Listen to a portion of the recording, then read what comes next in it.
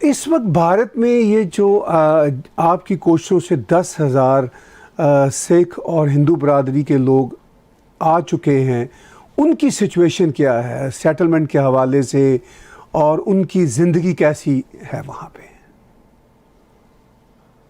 उनकी जिंदगी यहाँ पर स्वर्ग के जैसी है।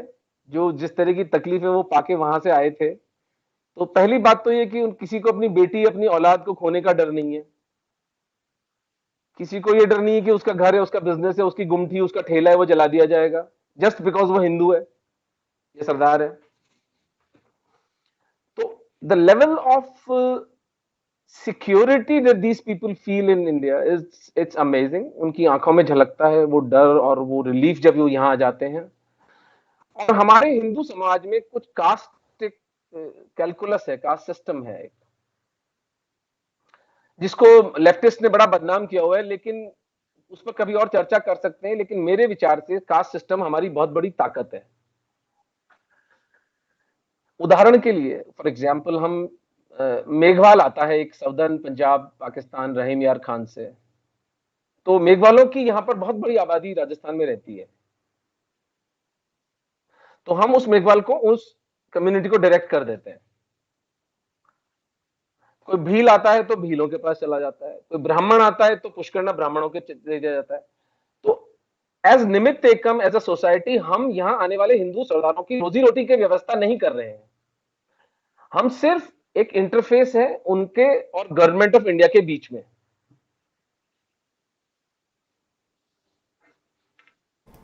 आप ये बताइए कि जो वहाँ पे आते हैं हिंदू सिख बरादरी के लोग, वो अपनी दास्तानें क्या सुनाते हैं? हमारे पास कुछ वीडियो क्लिप्स भी हैं, हम बीच में वो भी दिखाएंगे, लेकिन पहले मैं आपकी ज़ुबानी सुनना चाहता हूँ कि उनको जो मुश्किलात वहाँ पे होती थी उसकी वो क्या दास्तान पेश करते हैं। वो कहा है ना किसी शायर ने, दोनों जहान अपनी मोहब्बत में हार कर, वो जा रहा है कोई शब गम गुजार कर। पूरा जीवन जिन लोगों का अपनी आइडेंटिटी छुपाते हुए बीतता है, अपनी बच्चियों को समाज से छुपाते हुए बीतता है, स्कूल में नहीं भेज सकते क्योंकि उठा ली जाएगी, हिंदू होना एक कलंक है, अपने त्योहार वो नहीं मना सकते। तो क्या कहानी सुनाऊं ताहिर भाई आपको, रो के आंसू सूख चुके हैं मेरे तो। आप कहते हैं कि ये कहानियाँ सुनाना कितना मुश्किल है और आप क्या क्या कहानियाँ सुनाएं, तो मैं आपको कुछ वीडियो क्लिप्स आपको भी और व्यूअर्स को भी दिखाता हूँ उन पिसे हुए लोगों के कि उनके क्या वहाँ पर गम थे, क्या मसले थे। देखिए कुछ ये वीडियो क्लिप्स। आप भी सिंध से आए हैं? हाँ सर, हम भी सिंध से आए हैं, 2008 से आए हैं, हम भी सिंध से आए हैं। आपका कोई अनुभव वहाँ पर विशेष रहा हो तो बताइए। हाँ सर, वहाँ अत्याचार है, बहु बेटियों पे अत्याचार है और खासकर सिखों की तो बहुत दुर्दशा बहुत खराब तो है। सिखों पर ऐसी विशेष कृपा क्यों है? क्योंकि सर वो मुसलमान कट्टरपंथी हैं और सिखों और हिंदुओं को बहुत मतलब उसे नीच से देखते हैं। तो हम तो यहाँ पर सुनते हैं कि जी जो खालिस्तान के जो समर्थक है वो कहते हैं कि जी मुसलमानों को सरदार तो बड़ा प्रेम है आपस में और सब मिलके हम साथ रहेंगे। तो आपका उस बारे में कुछ विचार है? सर ऐसा अगर विचार है तो हम हमारे हालत यहाँ देख लो, हमारी यहाँ हालत हो रही है, दुर्दशा हो रही है। पिछले 10-11 साल से यहाँ हम हैं। और ऐसे कितने सरदार वहाँ से निकले और हिंदू निकले वहाँ से आपके इलाके से? सर बहुत निकले हैं, तकरीबन 4-5 हजार के करीब निकले हैं। और अभी भी निकल रहे हैं? अभी भी निकल रहे हैं सर, जिन जिनको वीजा मिल रही है, समय पे मिल रही है वीजा, वो निकल रहे हैं। तो यहाँ पर कौन मदद कर रहा है आपकी यहाँ पर? यहाँ पे सर जैसे ये आरएसएस के जो हैं, हमारे जो आरएसएस के जो हैं, उन्होंने बड़ी हमारी हेल्प करी है। कौन कौन लोग हैं? आरएसएस के जो हिंदू हैं, सरदार हैं, वो हमारी हेल्प कर रहे हैं। बीजेपी के जो बंदे हैं, उन्होंने हमारी हेल्प करी है। क्या हेल्प की उन्होंने आपकी? उन्होंने हमारी बहुत हेल्प करी है। यहाँ पे जो छोटी छोटी हमारी जो वीजा की प्रॉब्लम। आपका नाम क्या है? मीरा बेग। अच्छा, आप कहाँ से आए हैं? हम सिंध हैदराबाद से। सिंध हैदराबाद पाकिस्तान से? हाँ, पाकिस्तान सिंध हैदराबाद। कब आए हैं आप? हमारे को 6 महीने हो गए। 6 महीने हो गए। 7वां शुरू हुआ, 6 के पूरे हो गए। तो आप वापस पाकिस्तान क्यों नहीं जा रहे हैं? भी हम दुखी हैं, वहाँ हमारे को जीने के लिए अधिकार ही नहीं है, तो हम कैसे जाएंगे? अपने धर्म का वहाँ मान ही नहीं है, तो हम कैसे जाएंगे? क्या मतलब इस बात का? धर्म का मान नहीं, जीने का अधिकार नहीं, कैसे? हमें जीने का ये नहीं है, हमें मुसलमान वहाँ बनाते हैं, हमारा धर्म हमारे से वेस्ट करवाते हैं, गाय खिलाते हैं हमारे को, हम ऐसी कैसी जिंदगी जी? अपने सुहाग होते हुए भी हम विधवा रह के रह सकते हैं, हम सिंदूर मांग नहीं भर सकते, हम मुसलमानों की जिंदगी कैसे जिएंगे वहाँ? हम हिंदू होके मुसलमान कैसे बन सकते हैं? जो भी है मतलब वहाँ भगवान भरोसे भी नहीं है, हिंदू बस हिंदू राम भरोसे है वहाँ पर, बस ये कोई सरकार वरकार कुछ कोई नहीं है। सरकार वकार ये तो देखा देखी है। तो इसलिए आप लोग बस समय का इंतजार कर रहे हो, बाकी जो बच गए हिंदू वहाँ वो पर निकलना चाह रहे हैं, निकलना है वहाँ से। हाँ, ये पक्की बात है, कोई वापस नहीं जाएगा यहाँ नहीं से? नहीं जाएंगे, वापस नहीं जाएंगे। जो वो कह रहे हैं हमें वीजा एम्बेसी में, पाकिस्तान इंडियन एम्बेसी से हमें वीजा मिल जाए, हम आज के आज सब निकल जाए। इनकी यही सब के आपको अगर वो अवसर दिया जाए तो 25 लाख रुपए दे दें हम, आप तो वापस चले जाओगे? नहीं नहीं दिया जाए, हमें तो यहाँ नया जीवन मिल गया। वो तो जीवन जैसे हमारा खत्म हो गया जो वहाँ से हो गया। वहाँ बेइज्जती होती थी आपकी रोज? वहाँ तो बहुत जुल्म कहा नहीं जाता, इतना जुल्म होता था। यहाँ की तो जेल अच्छी, वहाँ की आज़ादी से। यहाँ जेल में रहेंगे वो रोटी अच्छी मिलेगी। डॉक्टर साहब, आपने भी और मैंने भी और व्यूअर्स ने भी ये वीडियो क्लिप्स देखे होंगे, लेकिन जब भी हम देखते हैं तो वो जैसे कहते हैं कि दिल खून के आंसू रोता है वाली कैफियत होती है। तो अब ये कैफियत है वहाँ पे। CAA जब भारत में इंट्रोड्यूस होता है, एक लेजिस्लेशन के तौर पर आता है, तो विरोध होते हैं बहुत सारे कि इसमें मुस्लिम का नाम नहीं है, और उसको एक पॉलिटिकल कार्ड बना के ना सिर्फ अपोजिशन पार्टीज़ बल्कि एक्सट्रीम लेफ़्ट के लोग, और यहाँ पर भी जो मीडिया है वेस्ट में भी, वो भी इसको उछालता है। मुस्लिम्स के ख़िलाफ़ तो एक बात भी नहीं थी CAA बिल में। अब देखिए, पाकिस्तान तो इस्लाम के नाम पे बना हुआ है। अब ये तो नहीं हम कह सकते कि सारे पाकिस्तानी मुसलमानों को हम भारत की सिटीजनशिप दे दें। अगर वो दे दें तो फिर पाकिस्तान बना ही क्यों था? ठीक है, तो इस बिल्कुल ठीक बात है, बिल्कुल लीनियर लॉजिक है ये, ठीक है ना?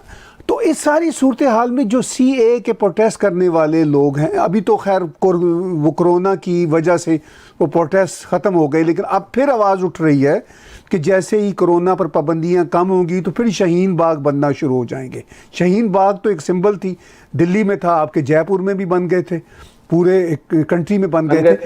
तो ये कैसे आपको लगता है आने वाले दिनों में जैसे कोविड से पाबंदियां उठेंगी तो फिर ये CAA की बात होगी, तो आपकी जो एफर्ट्स हैं आपको कैसा फील होगा? ये मैं एक स्टैटिस्टिक देता हूं आपको। ये कोई मेरे जैसा कोई रैबिड हिंदू या आपके जैसा कोई जो है ना लिबरल, जो अपने आप को धरती से जुड़ा हुआ हिंदू मानता है, पाकिस्तान का जन्म होते हुए भी, हम लोगों का डॉक्यूमेंट नहीं है ये। यूरोपियन यूनियन पार्लियामेंट ने पिछले साल एक स्टडी करवाई थी और उन्होंने एक डॉक्यूमेंट रिलीज किया है जो कि गूगल पर सबके पास अवेलेबल है। औसतन यानी ऑन एन एवरेज 1000 बच्चियां माइनॉरिटीज की प्रति वर्ष पाकिस्तान में उठ रही हैं। दैट मीन्स 3 हिंदू, सिख और Christian girl child is picked every single day। अब मैं तो साहब बिल्कुल कट्टर हिंदू हूं, तो मैं कर्म के सिद्धांत को बहुत अकाट्य रूप से मानता हूं। जो समाज अपनी अबोध बच्चियों के साथ सेक्सुअल वायलेशन करता है उसको 8वां नरक भी नसीब नहीं होता था। उसकी तो बड़ी, और वो इसी संसार में उसकी दुर्दशा होगी। वो शायद अहमद फराज ने लिखा है ना कि मैं आज जब में हूं तो खुशगुमान न हो, चराग सबके बुझेंगे हवा किसी की नहीं। जो आज हिंदू बच्ची उठी है, जो सरदार बच्ची, जो ग्रंथी ननकाना साहब की, जो जसवींत कौर जिसको आयशा बना दिया गया, इन पापों का फल पूरी मानवता को भुगतना पड़ेगा ताहिर भाई। कोरोना तो कुछ भी नहीं है, इससे बड़े बड़े संकट हम पर आएंगे अगर हम अपनी बच्चियों की इसी तरह से सेक्सुअली उनको मोलेस्ट करके उनको वायलेट करते रहे। मैं आपको एक बात बताऊं, सनातन धर्म में महाभारत एक बहुत बड़ा एक हमारा एक ग्रंथ है, वो आपका भी है, मैं कैसे कहूँ, आपका भी है वो। उसमें एक प्रसंग आता है जहां पांडवों की पत्नी द्रौपदी का चीरहरण होता है। वो कोई एक सिचुएशन ऐसी बनती है कि उसके कपड़े उतारे जाएंगे उसका अपमान करने के लिए। तब भगवान कृष्ण आके उसकी रक्षा करते हैं, उस स्त्री की, और उसको वो साड़ी खत्म नहीं होने देते वगैरह वगैरह। लेकिन वहां एक बात कृष्ण बोलते हैं, जो समाज अपनी स्त्रियों को नग्न करने का प्रयास कर सकता है, मैं शपथ लेता हूं कि मैं उस समाज को समाप्त कर दूंगा। अगर भगवान कृष्ण चाहते तो महाभारत का युद्ध नहीं होता, लेकिन उन्होंने एक स्त्री के अपमान पर पूरी मानवता को नष्ट कर दिया। 3 बच्चियां रोज उठ रही हैं। हम कैसे खाना खाते हैं, हम कैसे सांस लेते हैं, हम कैसे मूवीज देखते हैं, कहीं ना कहीं तो रोकना पड़ेगा सर। डॉक्टर साहब, ये तो 3 बच्चियां रोज उठने का जो स्टैट है ये तो ऑफिशियल है, रिपोर्टेड है। मुझे ये डर है कि जो इंसिडेंसेस अनरिपोर्टेड हैं वो इनसे कहीं ज्यादा हैं। आपको ऐसा फील होता है? डेफिनेटली, क्योंकि हम जब भी प्रयास करते हैं एफआईआर की कॉपी लेने का या कोर्ट के जजमेंट्स वहां से मंगवाने का, तो ज्यादातर जगह हमारे पास में ऐसा कुछ मिलता नहीं है। ये यूरोपियन यूनियन की पार्लियामेंट की ही रिपोर्ट आई है, बस एक जो कि थोड़ी एक ऑफिशियल डॉक्यूमेंट है हमारे पास कहने के लिए। अदरवाइज वहां अंदरूनी सिंध में बेचारे उन वडेरों के गुलाम बने हुए हिंदुओं के, सिखों के साथ क्या हो रहा होगा, वो आप और मैं कल्पना ही कर सकते हैं।